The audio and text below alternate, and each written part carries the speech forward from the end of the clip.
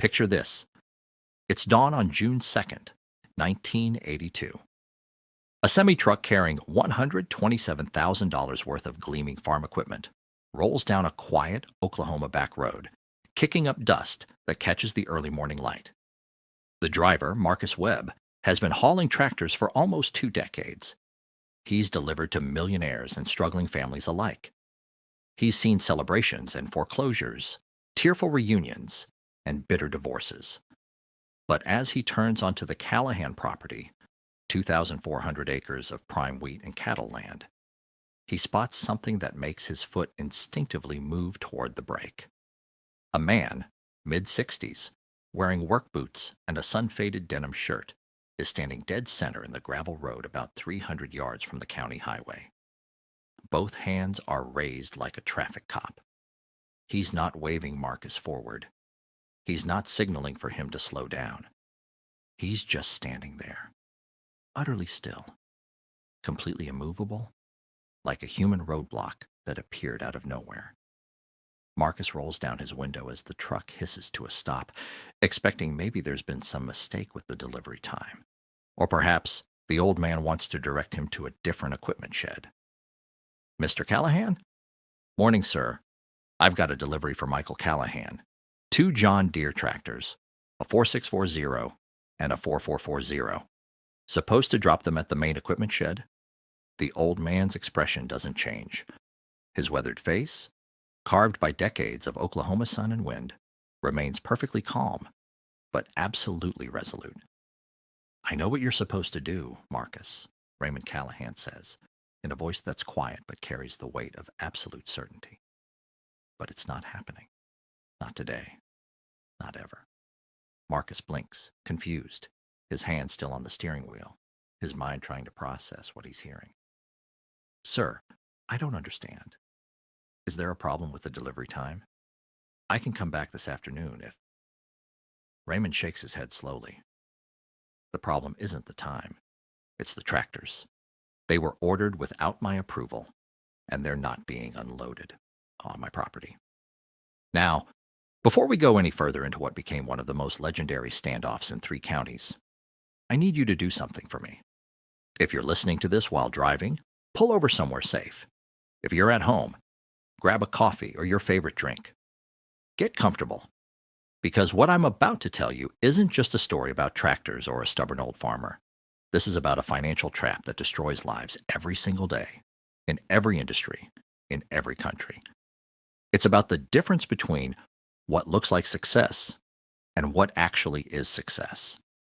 And if you have any debt right now, student loans, car payments, a mortgage, credit cards, business loans, or if you're thinking about taking on debt for anything that seems like a smart investment, then the next 20 minutes might be the most important thing you hear all year.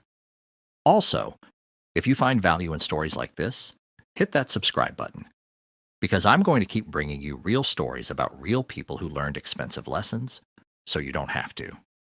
Marcus Webb sat in that truck cab, holding a clipboard with signed delivery papers, staring at an old man who wouldn't budge, and he had absolutely no idea what to do. The paperwork was legitimate. The contract was signed by Michael Callahan, Raymond's son. The financing had been approved by the bank. The tractors had been paid for, well, financed, but legally purchased. Everything was in order. Everything was proper. Everything was correct. Except for one small problem. The man who actually owned the land where these tractors were supposed to be parked was refusing delivery. And he wasn't doing it with anger or aggression. He was doing it with the calm, quiet certainty of someone who'd made a decision and had absolutely no intention of changing his mind. Marcus picked up his CB radio with shaking hands and called his dispatcher. Within minutes, the dispatcher had called Reynolds Farm Equipment, and Dennis Kovac, the salesman who'd made this sale, answered on the second ring. When Dennis heard what was happening, his smooth, confident voice cracked just slightly. "Wait, what? Raymond's blocking the delivery? Jesus Christ. Okay, don't leave. I'm calling Michael right now. Just sit tight." And that's when this situation went from confusing to explosive, To understand why a father would physically block equipment his son had legally purchased, you need to understand what was happening to American agriculture in 1982. The 1970s had been a golden age for farming. Commodity prices had soared, farmland values had tripled, and banks were practically begging farmers to borrow money. The message from every agricultural expert, every economist, every banker, and every equipment dealer was identical and relentless. Expand or die, modernize or get left behind, leverage your appreciating assets, or watch your neighbors pass you by. It seemed like common sense. Land was going up in value by 15 to 20% per year. If you owned farmland worth $1 million, you could borrow against it, buy more land or equipment, and watch your net worth explode. Every farmer who was doing this was being called progressive and forward-thinking. The ones who weren't, they were called dinosaurs. By 1982, the average farmer in Oklahoma was carrying debt equal to 40% of their total land value, and nobody thought this was a problem. It was just smart business, efficient capital allocation, modern farming, until it wasn't. But three things were colliding in 1982 that almost nobody saw coming, and these three forces would create the worst agricultural crisis since the Great Depression. First, the Federal Reserve, desperate to control runaway inflation, was jacking interest rates through the roof. The prime rate, which had been around 7% in the late 70s, was heading toward 20%. Farmers who'd taken variable rate loans suddenly saw their interest payments double or triple. Second, commodity prices were collapsing. Global oversupply, a strong dollar making American exports expensive, and the breakdown of Soviet grain deals meant wheat prices were dropping from $4.50 per bushel down toward $3, and they'd keep falling. Third, and this was the killer, farmland values were starting to crash. The bubble that everyone had assumed would inflate forever was popping. Land that had been worth $2,000 per acre was about to be worth $800. And when your collateral loses 60% of its value, but your loan amount stays the same, banks start making phone calls. Ugly phone calls, the kind that end with foreclosure notices. Raymond Callahan was 64 years old in 1982, and he'd started farming in 1941 with 160 acres inherited from his uncle and a handshake loan from a neighbor that he'd paid back in 3 years. He'd survived the drought years of the 50s.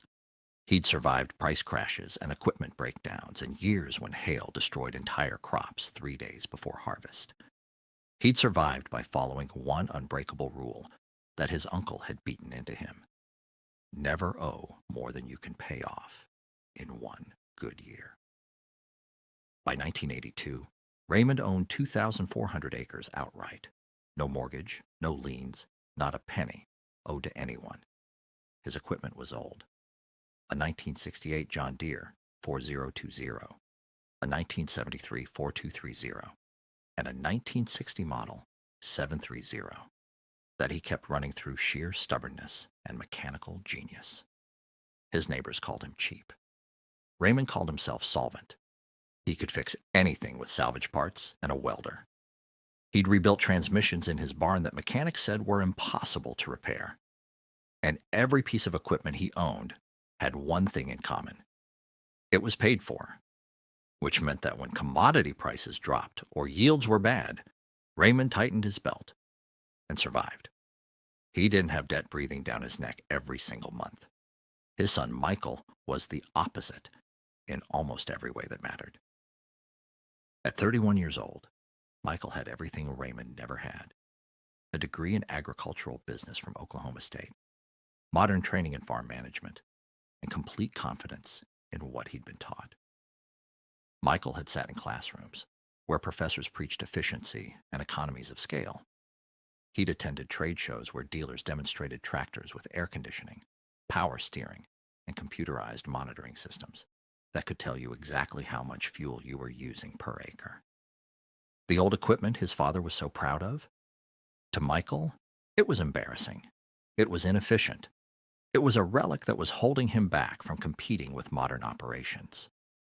When Raymond had announced in late April that he was stepping back and letting Michael take over operations, Michael had seen it as his chance to finally drag the Callahan farm into the 20th century.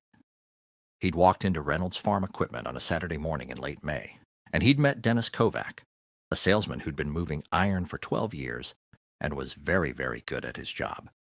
Not because Dennis was dishonest, but because he genuinely believed every word he said. He believed debt was a tool. He believed modern equipment was essential. And he believed that farmers who didn't embrace financing were going to get left behind. Dennis Kovac had shown Michael two machines that represented everything the young farmer thought success looked like. A John Deere 4640 with 155 horsepower and a cab that felt like a luxury car. And a John Deere 4440 with 130 horsepower that was perfect for secondary fieldwork. Together, they cost $127,000, which seemed like an astronomical number until Dennis started walking Michael through the financing. 7-year note at 11.5%, Dennis had said, pulling out his calculator. You're looking at about $2,100 per month. Now, I know that sounds like a lot, but let's look at what you're farming. Dennis had sketched numbers on a notepad with the easy confidence of someone who'd made this pitch 100 times. You've got 1,200 acres in production right now, right? Conservative yield estimate, say 40 bushels of wheat per acre. Wheat's at $385 right now. That's over $184,000 in gross revenue. Operating costs, what, $70,000? You're looking at over $100,000 in net income before equipment. These payments, $25,000 per year. You'll cover them easy, and you'll have money left over. The math had looked perfect on paper, and Michael had believed it because he wanted to believe it, and because everyone he respected had told him this was how modern farming worked. What Dennis hadn't mentioned, what the financing paperwork didn't emphasize, and what Michael hadn't fully considered were all the ways that perfect math could fall apart. What if yields dropped to 35 bushels in a drought year? What if wheat prices fell to $3 or $2.50? What if interest rates kept climbing and Michael needed to refinance his operating line at 15 or 18%? What if the tractor broke down and needed $8,000 in repairs that weren't covered by warranty? What if, and this was the big one, what if all of these things happened at the same time? The math that looked so manageable in the best-case scenario became a death sentence when reality introduced even a few complications. But Michael was 31 and confident and tired of farming with equipment older than he was. He signed the paperwork that afternoon, and Dennis shook his hand with genuine enthusiasm. You're making a smart decision, Dennis had said. In 5 years, you'll look back on this as the moment everything changed. He was right about that, just not in the way he meant. Michael drove home feeling like a modern farmer, a progressive operator, someone who was finally taking his place among serious agricultural businessmen. He didn't tell his father until 3 days later. The conversation had happened on a Wednesday evening in the farmhouse kitchen where Michael had grown up, and it had gone wrong from the very first sentence. Michael had walked in trying to appear casual, the contract folded in his jacket pocket, and he'd said, Dad, I've got some news. I ordered new equipment. 2 John Deeres. They'll be delivered next Tuesday. Raymond had been pouring coffee, and his hand stopped mid-motion. He set the pot down very carefully and turned to look at his son. You ordered them, Raymond said quietly. And there was something in his voice that should have warned Michael to proceed very carefully. Yeah, the 4020's burning oil, the 4230's got electrical problems, and we're losing time with breakdowns. These new machines will pay for themselves in efficiency gains. Raymond's next question was simple and devastating. How much? When Michael told him $127,000 financed over 7 years, Raymond's face had gone very still. The argument that followed was volcanic. Raymond had called Michael reckless and foolish and naive. He'd said that Michael had traded the family's security for a salesman's promises. Michael had fired back that his father was stuck in the past, paranoid, unwilling to invest in the future. "You told me the farm was mine to run," Michael had shouted. "I said you could farm it," Raymond had replied, his voice tight with anger. "I didn't say you could mortgage it." The fight ended with Michael storming out, shouting that the tractors were coming whether Raymond liked it or not, and Raymond shouting back that they weren't coming onto his land. Michael didn't speak to his father for 4 days. He didn't call Dennis to cancel the order. And on Tuesday morning, June 2nd, Michael deliberately went into town early, assuming the tractors would be delivered and unloaded before his father even knew they'd arrived. But Raymond Callahan had been watching the road since sunrise. He knew exactly when that delivery was scheduled. And when he saw Marcus Webb's truck turn onto the gravel drive, Raymond walked out to meet it with the calm determination of a man who'd made a decision and had absolutely no intention of being moved. By the time Michael got the frantic phone call from Dennis Kovac and came racing back to the farm, there were 4 vehicles stopped on that gravel road. The delivery truck with $127,000 worth of equipment on the trailer, Raymond's old Chevy pickup parked perpendicular across the road, Dennis's Suburban, and Marcus Webb standing awkwardly to the side, wondering if he was about to witness a fistfight between father and son. What happened next would be told and retold in diners and feed stores for the next 40 years. Michael jumped out of his truck so fast he left the door open, and the first words out of his mouth were exactly what you'd expect. "Dad, what the hell are you doing?" Raymond was leaning against his pickup truck with his arms crossed, and his voice when he answered was maddeningly calm. "Stopping you from making a $127,000 mistake." Dennis Kovac, sensing his commission evaporating, tried to step between them, with his salesman voice dialed up to maximum smoothness. "Gentlemen, let's all take a breath here. Mr. Callahan, Raymond, I understand you have concerns about this purchase, but Michael is a grown man who's made a sound business decision." Raymond's eyes shifted to Dennis with a look that could have stripped paint off a barn. "Dennis, you sold my son debt he can't afford. Don't stand here and pretend this is about sound business decisions." Michael stepped forward, jabbing his finger in the air. "I ran the numbers, Dad. $25,000 a year in payments. We'll more than cover that with increased productivity." Raymond's response cut through every assumption Michael had made. "You ran the numbers for a perfect year. What numbers did you run for a drought year? For when wheat drops to $250? For when that 464O's transmission blows and costs $8,000 to fix?" The standoff lasted almost an hour, and at various points the argument touched on everything from generational differences to farming philosophy to whether Raymond was trying to control his son or save him. Dennis tried multiple compromise solutions. Finance, just one tractor, extend the payment terms, add equipment insurance. But Raymond shut down every option with the same response: "Not on my property." Marcus Webb, the delivery driver, later told people at the cafe in town that the weirdest part wasn't the anger or the shouting. It was watching an old man calmly explain financial mathematics to people who should have understood them better. "Your payments are $2,100 per month," Raymond had said at one point. "That's $2,100 whether you plant or don't plant, whether it rains or doesn't rain, whether wheat's at $4 or $2. That payment comes due every 30 days for 84 months.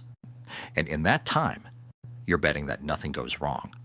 No droughts, no price crashes, no major repairs, no medical emergencies, no global pandemics, no interest rate spikes. You're betting 7 years of perfect conditions. How often does perfect happen in farming?" The silence that followed that question was thick enough to cut. Finally, Michael had said the words that would haunt him for months. "Fine. Then I'll take them somewhere else." Raymond's expression didn't change. Then do that, and that's exactly what happened. Marcus climbed back in his truck. Dennis got directions to a barn Michael was now renting from a neighbor 5 miles north. And 30 minutes later, those two gleaming red John Deere tractors were unloaded into storage that cost Michael $350 per month. Michael didn't speak to his father for 2 months. He farmed that summer of 1982 with his brand new equipment, determined to prove Raymond wrong with results. The 4640 performed beautifully, powerful, smooth, comfortable. Sitting in that air-conditioned cab, covering ground faster than he ever had with the old 4020, Michael felt completely vindicated. See, old man, this is what modern farming looks like. This is what progress looks like. But Raymond didn't interfere and didn't argue. He just farmed his 800 acres with his ancient equipment, spent almost nothing, and watched. He was waiting for the lesson to arrive, and he knew it would come. It always did. The summer of 1982 started out fine, and for the first few weeks, Michael's confidence seemed justified. He planted all 1,200 acres efficiently, and the wheat came up strong and healthy. But by mid-July, two things started happening that would change everything. First, interest rates kept climbing. Michael's tractor loan was locked at 11.5%, but his operating line of credit, the money he used for seed, fertilizer, and fuel, was variable rate. What had been 9% in spring was now 13.5%, and his monthly interest charges had nearly doubled. Second, wheat prices started dropping. Global oversupply, a strong dollar making exports expensive, and the collapse of Soviet grain deals meant prices were falling from $3.85 in June down to $3.40 in August, then $3.10 in September. Michael sat at his kitchen table in early September running the numbers, and for the first time a sick feeling started forming in his stomach. His projected yields were good, about 42 bushels per acre, but at $3.10 per bushel, his gross revenue was going to be about $156,000. Operating costs, which were higher than expected because of interest charges, were running about $91,000. That left $65,000 before equipment payments. After his $25,000 in annual tractor payments, he was looking at about $40,000 net for an entire year of farming 1,200 acres. Less than minimum wage if you calculated it hourly. And that was assuming nothing else went wrong. In October, something went wrong. The transmission in the 4640 started making a grinding noise, and within a week, it failed completely. Michael took it to the dealership, and Dennis Kovac, who was noticeably less friendly than he'd been during the sale, examined it with a mechanic and delivered bad news. Transmission failure, probably from running it too hard in wet conditions without letting it cool properly. Not covered under warranty. Repair cost is $8,200. Michael didn't have $8,200. He'd spent everything on operating expenses, counting on harvest revenue to carry him through. He went to the bank and asked for a short-term note. They approved it at 12% interest, due in 6 months. And that's when Michael finally understood what his father had been trying to tell him. The debt didn't care about his circumstances. It didn't care that he'd had higher interest costs than expected, or the commodity prices had dropped. The payments kept coming every single month, relentless and unforgiving, stripping away his flexibility and his choices. That $2,100 tractor payment came due whether he was making money or not, and now he had an additional debt for repairs that he hadn't planned for. For the first time in his life, Michael felt what it was like to be trapped. Harvest came in late September, and Michael's final numbers were worse than his projections. Actual yields came in at 40 bushels per acre due to late-season heat stress, and he sold at $305 because prices kept sliding. After all expenses, operating costs, equipment payments, storage fees for the barn rental and the repair loan, Michael's net income for 1982 was $36,180. He'd farmed 1,200 acres with modern equipment and walked away with barely enough to live on. Meanwhile, his father had farmed 800 acres, 400 less, with paid-off equipment, and Raymond's net income was $42,000. His father had made more money farming less land because he didn't have a single dollar going to debt service, not one penny to equipment payments or interest charges. Every dollar Raymond earned after operating costs was his to keep. The comparison was devastating, and it got worse when Michael found out about his neighbor, Tom Hendricks, who farmed 900 acres with equipment that was even older than Raymond's. Tom had the same weather and the same commodity prices, but Tom's conservative approach, lighter fertilizer, careful management, and zero debt, meant he'd actually gotten better yields and spent half what Michael had. Tom netted $38,000 on 900 acres. Michael had tried to be modern and progressive and efficient, and he'd been outperformed by men using tractors from the 1960s. By November, the agricultural crisis that Raymond had seen coming was front-page news. Farmers across Oklahoma and throughout the Midwest who'd borrowed heavily against appreciating land were discovering that their collateral was now worth less than their debt. Banks were calling loans and demanding immediate payment or additional collateral that didn't exist. Farm foreclosures accelerated from a trickle to a flood. In just 1 month, November 1982, 3 farms in Michaels County went to auction. These were families that had farmed the same land for generations, gone in an afternoon because they couldn't service their debt. Michael drove past the Henderson auction on a cold November morning and watched as a John Deere 4640, identical to the one he'd bought, sold for $68,000. Half what it had cost new 6 months earlier. If Michael tried to sell his tractors today, he'd still owe the bank $40,000 after the sale. He was completely trapped, underwater on depreciating assets, making payments on equipment that was now worth far less than he owed. The dealer who told him these machines would hold their value had been catastrophically wrong, and Michael was the one paying for that mistake every single month. The conversation that changed everything happened on Thanksgiving Day.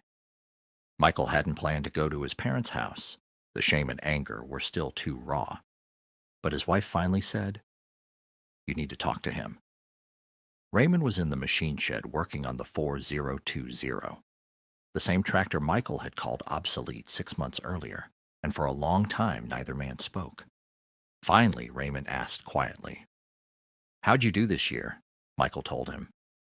36,000 net on 1,200 acres. Raymond's face showed no triumph, just sadness. "I cleared 42,000 this year on 800 acres. The silence that followed was heavy with unspoken words. Finally, Michael asked the question that had been eating at him for weeks. "How do I get out of this?" Raymond set down his wrench and looked at his son with an expression that mixed love and pain. "I'll make you an offer. I'll pay off your loan, take ownership of the tractors, and sell them myself. I'll eat the loss. Then you farm this ground with me, with the equipment we've got. No payments, no storage fees, no debt. We split the net 60-40 until you've worked off what I paid to clear your loan. After that, we're partners. 50-50. Michael's eyes filled with tears. "That's a $50,000 loss you take to bail me out." Raymond's response was simple. "I'd take a $100,000 loss to keep you from losing this farm. Money I can make back. Land, once it's gone, is gone forever." Raymond paid off Michael's loan on December 3rd, 1982, and sold both tractors at auction in January for a combined $71,000. A total loss of $56,000 that he never mentioned again. Over the next 4 years, as the agricultural crisis deepened and farmland values dropped 60% and interest rates peaked at 21%, and wheat bottomed out at $2.40 per bushel. 37 farms in their county alone were foreclosed. 37 families, some farming the same land for 4 generations, were wiped out. Every single one had done exactly what Michael almost did. They'd borrowed against appreciating assets, upgraded to modern equipment, and followed the advice of experts who said debt was just a tool. Dennis Kovac's dealership went bankrupt in 1985, and the last time Michael saw him, Dennis was working at a hardware store in town, with the haunted look of someone who'd watched his entire worldview collapse. Michael worked off his debt to his father in 4 years, and they became equal partners in 1986. That year, farming 1,600 acres together with paid-off equipment, they netted $94,000 split down the middle, $47,000 each. More money than Michael had ever made, even with his modern equipment.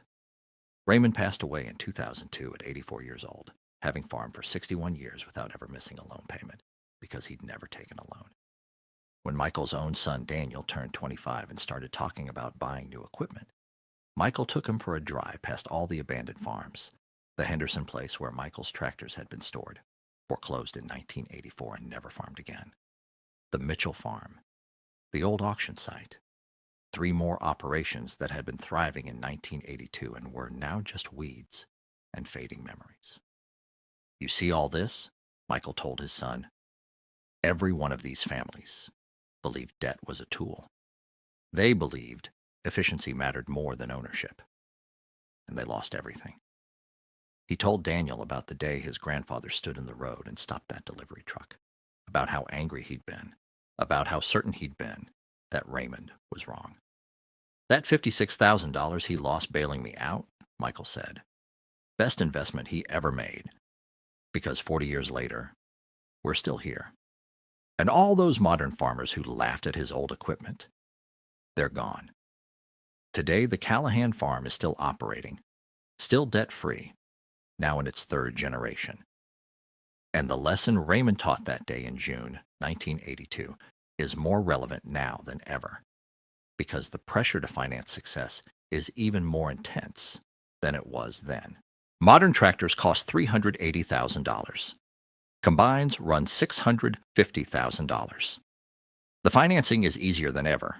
10-year terms, 12-year terms, skip-a-payment promotions, monthly numbers that look manageable in isolation. And the message is still the same. Get big or get out. You can't compete with old equipment. Debt is just leverage. But farm bankruptcies increased 8% last year. The average farm, debt-to-income ratio, is at a 20-year high, and young farmers under 35 carry an average debt load of $1.3 million. The crisis of the 1980s destroyed a generation of farmers, and it's starting to happen again.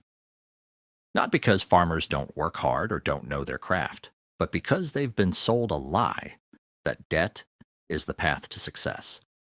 Raymond Callahan understood something most people never learn. Wealth isn't what you earn. It's what you keep. You can farm 3,000 acres with $800,000 worth of financed equipment, or 1,500 acres with paid-off machines worth $150,000. Guess which farmer sleeps at night? Guess which farmer survives when commodity prices drop 30%? Guess which farmer's children inherit a farm instead of a bankruptcy filing? When Raymond stood in that driveway and refused delivery, he wasn't being stubborn or old-fashioned. He was being a father who understood that sometimes love looks like saying no when everyone else is saying yes.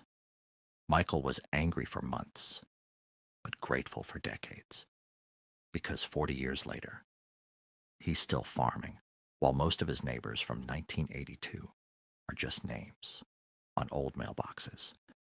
So if you're standing in a dealership right now, looking at equipment that costs more than your parents' house, being told that everyone finances and you can't compete without it, ask yourself one question. Am I buying freedom, or am I buying a chain?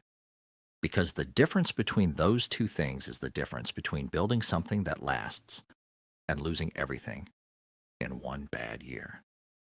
The best inheritance isn't land, it's wisdom. And sometimes wisdom sounds like an old man standing in a road, refusing to move.